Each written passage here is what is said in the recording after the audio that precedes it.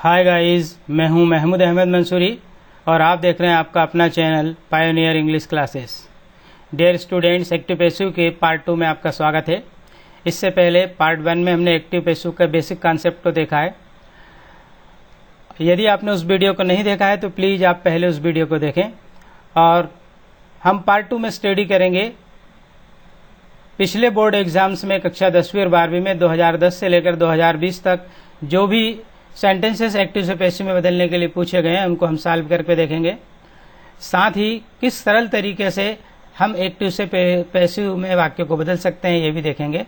आगे बढ़ने से पहले एक छोटी सी रिक्वेस्ट, यदि अभी तक आपने मेरे यूट्यूब चैनल को सब्सक्राइब नहीं किया है तो प्लीज चैनल को सब्सक्राइब कर लें ताकि आने वाले वीडियो की नोटिफिकेशन आपको सबसे पहले मिल सके। Let's start.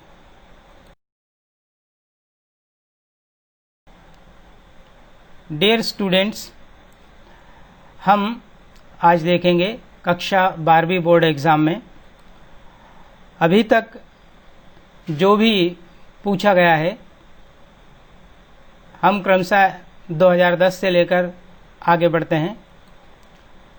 आपके 2010 में जो सेंटेंस पूछा गया है वो वी आर कलेक्टिंग स्टैम्प्स, इसका पैसिव में बदलने के लिए आया था और एक बार जो स्टैम्प्स के बदले में बुक्स करके भी पूछा गया है।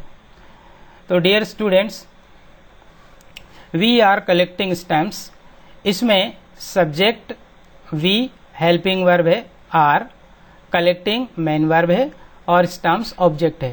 अब आपकी ये प्रॉब्लम हो सकती है कि आपको ऑब्जेक्ट नहीं पहचानते आए, तो इसका एक सरल तरीका ये है, यदि आपके सेंटेंस में जो एक्टिवाइज दिया हुआ है यदि उसमें हेल्पिंग वर्ब है तो आप काउंटिंग करते हैं 1 2 3 4 नंबर पे जैसे स्टैम्प लिखा है, यदि हेल्पिंग वर्ब है तो चौथे नंबर पे आपका ऑब्जेक्ट आएगा और यदि हेल्पिंग वर्ब नहीं होती है तो आपका ऑब्जेक्ट तीसरे नंबर पे होगा।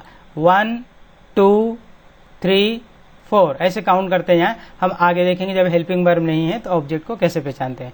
हाँ, ये जरूर है, सब्जेक्ट की जगह पर यदि आर्टिकल हो या उसका एडजेक्टिव साथ में लगा हो नाउन से पहले तो हम उसको एक ही मानेंगे। अब हम इसको देखते हैं। तो सबसे पहले हम क्या करते हैं, पैसिवाइज बनाने के लिए ऑब्जेक्ट को सबसे पहले ले आते हैं। तो हमारा ऑब्जेक्ट है स्टैम्प्स, उसको हमने सबसे पहले रखा स्टैम्प्स। फिर हेल्पिंग वर्ब, हेल्पिंग वर्ब कैसे चुनेंगे, चूंकि हमको आईएनजी फॉर्म दिया हुआ है, वर्ब की फोर्थ फॉर्म दी गई हुई है, आईएनजी फॉर्म दिया गया है, ये कलेक्टिंग तो आईएनजी फॉर्म दिया गया है। तो आपको जो भी उस परिवार की हेल्पिंग वर्ब एक बोल लेनी है और साथ में बीइंग बढ़ाना है। और पैसिव के सारे वाक्यों में थर्ड फॉर्म लगता है, ये आप जानते हैं। तो हो जाएगा स्टैम्प्स, ऑब्जेक्ट सबसे पहले लिखा, फिर ये helping verb is am are में से स्टैम्प्स चूंकि प्लूरल है इसलिए आर लगेगा, साथ में बीइंग बढ़ जाएगा, आर लग गया हेल्पिंग वर्ब उस परिवार की स्टैम्प्स के हिसाब से, और फिर बीइंग लग गया और कलेक्ट की थर्ड फॉर्म हो गई कलेक्टेड और वी लास्ट में जाकर के हो गया बाय अस। तो इस तरह से stamps are being collected by us. Next sentence देखते हैं।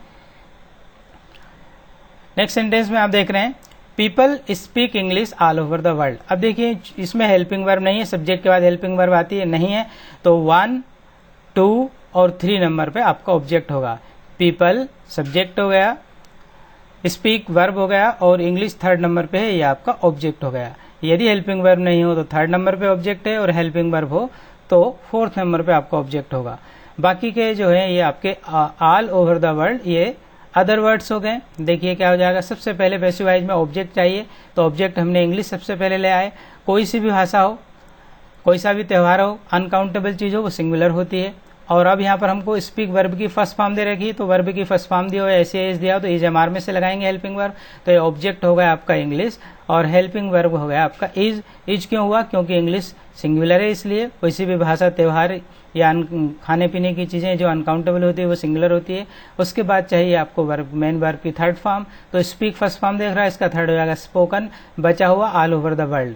और लास्ट में बाय पीपल लिखने की आवश्यकता नहीं है क्योंकि इससे पहले वाले हमने वीडियो में देखा था लास्ट में कि किस तरह से 4 परिस्थितियों में बाय प्लस सब्जेक्ट छोड़ सकते हैं।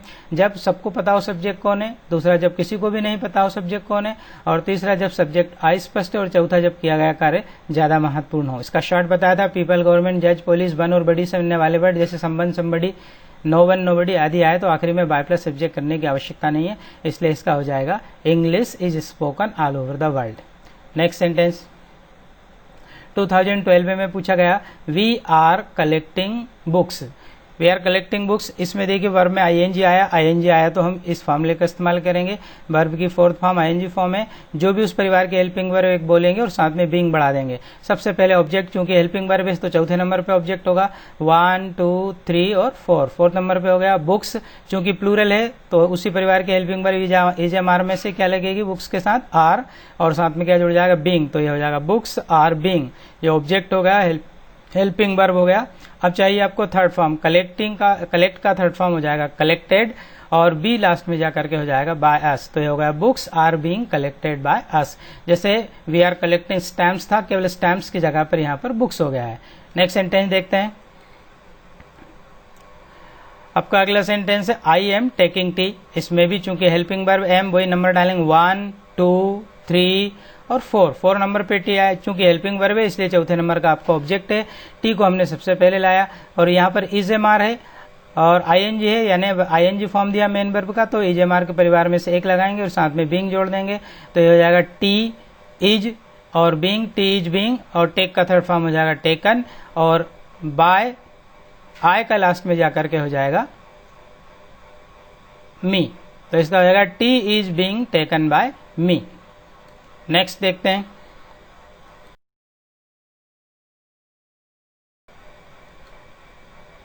आपका फिफ्थ सेंटेंस है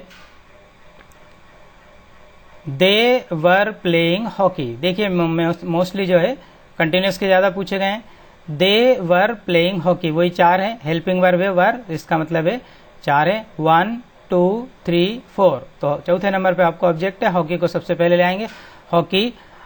अब चूंकि वर्ब की आईएनजी फॉर्म दी हुई है आपके एक्टिव वॉइस में, तो आईएनजी फॉर्म वाला यही है। जो भी उस परिवार के एक हेल्पिंग वर्ब बोलेंगे साथ में बीइंग बढ़ा देंगे। देखिए वाज वर्ब का परिवार है तो हॉकी के साथ कोई सा भी खेलो एक वचन होता है, तो हॉकी के साथ वाज लगेगा और साथ में क्या लग जाएगा, being. Hockey was being, play का थर्ड फॉर्म हो जाएगा प्लेड बाय देम, आप बाहर भी लिख सकते हैं या ब्रैकेट में भी लिख सकते हैं, तो यह hockey was being played bye them. Next sentence देखते हैं। नेक्स्ट सेंटेंस है, इसमें देखिए चूंकि हेल्पिंग वर्ब नहीं है, इसका मतलब है थर्ड नंबर पे आपका ऑब्जेक्ट होगा। 1 2 3, तीसरे नंबर पे आपका ऑब्जेक्ट है। जब हेल्पिंग वर्ब नहीं हो तो तीसरे नंबर पे ऑब्जेक्ट होता है, और जब हेल्पिंग वर्ब हो तो चौथे नंबर पर ऑब्जेक्ट होता है। तो ये तीसरे नंबर पे मी को जब शुरू में लाएंगे तो ये बन जाएगा आई, और आई, अब इसमें क्रिया का आपको नो में एस लगाए, ये पहले वाली स्थिति बनती है। वर्ब की फर्स्ट फॉर्म या एस है तो हम इज एम आर में से लेंगे, तो आई के साथ इज एम आर में से क्या लगेगा, आई एम, और नो का थर्ड फॉर्म हो जाएगा नोन। आई एम नोन, बचा हुआ क्या था other word, well, I am known well to him. यहाँ टू क्यों लगाया, कुछ वर्ब ऐसे होते हैं जिनमें प्रीपोजिशन पहले से फिक्स होता है, उनमें बाय के स्थान पर हम फिक्स प्रीपोजिशन लगाते हैं, जैसे लाफ के साथ एट और नो के साथ टू, तो ऐसे हो जाएगा I am known well to him. आप इसको ऐसा भी लिख सकते थे, I am known to him well, ये भी चल सकता था। नेक्स्ट सेंटेंस देखते हैं। नेक्स्ट सेंटेंस है आपका आई नो द बाय। इसमें भी देखिए चूंकि हेल्पिंग वर्ब नहीं है, यानी तीसरे नंबर पे आपका ऑब्जेक्ट होगा। 1 2 और 3 द बाय, चूंकि आपको बताया था कि नाउन के पहले आर्टिकल हो या उसका एडजेक्टिव हो, वो एक नाउन के साथ ही माना जाता है, तो इसमें पूरा ऑब्जेक्ट होगा द बॉय। द बॉय पूरा आपका ऑब्जेक्ट होगा, पहले आ जाएगा। अब यहाँ नो क्रिया का पहला रूप है, नो वर्ब की फर्स्ट फॉर्म हो या एस हो तो इज एम आर में से आपको हेल्पिंग वर्ब लेनी है, तो द बॉय इज, ये ऑब्जेक्ट हो गया आपका द बॉय, हेल्पिंग वर्ब हो गया आपका इज। अब नो क्रिया का थर्ड फॉर्म हो जाएगा नोन, और अभी आपने देखा था ऊपर वाले सेंटेंस में नो वर्ब के साथ हम बाय के बजाय टू का प्रयोग करते हैं, तो हो जाएगा the boy is known to, last में आई का जाकर के मी हो जाएगा, तो the boy is known to me. I know the boy का पैसिव हो जाएगा the boy is known to me. Next sentence देखते हैं।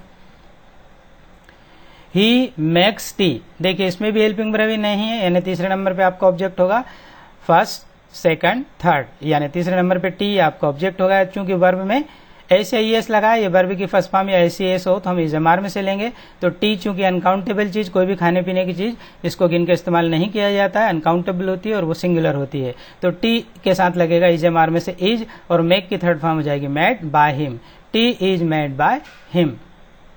नेक्स्ट सेंटेंस देखते हैं।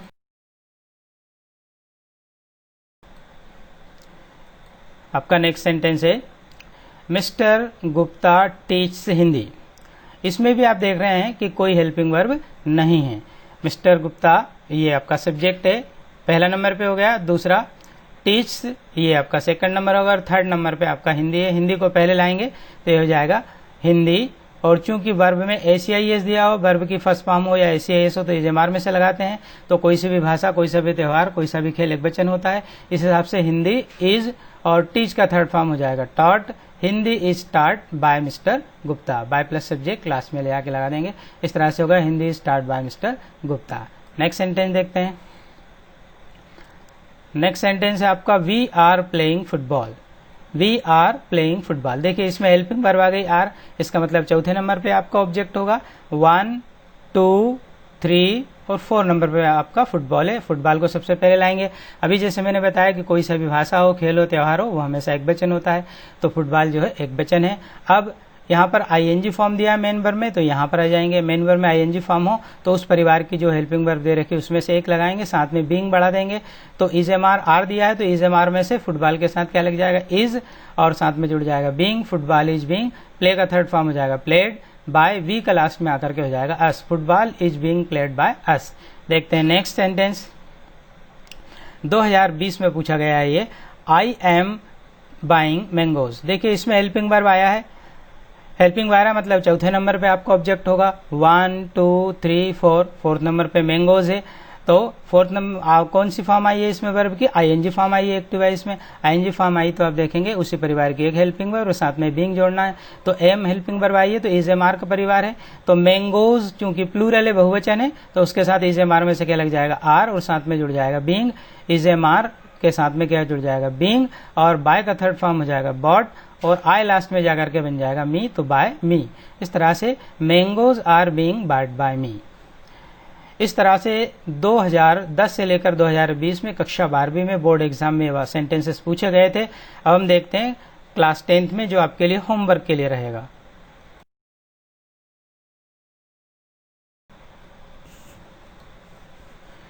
ये क्लास 10th में बोर्ड एग्जाम में पूछे गए 2009 से लेकर के 2020 तक। ओनली 7 सेंटेंसेस पूछे गए हैं, केवल 7 सेंटेंसेस है। आपने ऊपर जो एक्टिव पैसिव समझा उस आधार पर आपके लिए एक होमवर्क है। ये आपको होमवर्क करके देखना है और डिस्क्रिप्शन में मैं इनके सोल्यूशन दे दूंगा। डिस्क्रिप्शन में जाकर के आप इसके सोल्यूशन देख लें और मिला लें। यदि कोई प्रॉब्लम हो तो आप मुझे कॉल करके पूछ सकते हैं, व्हाट्सअप करके पूछ सकते हैं। उम्मीद है डियर स्टूडेंट्स आपको वीडियो पसंद आया होगा। यदि आपको वीडियो पसंद आया तो प्लीज़ लाइक करें, शेयर करें और सब्सक्राइब करें।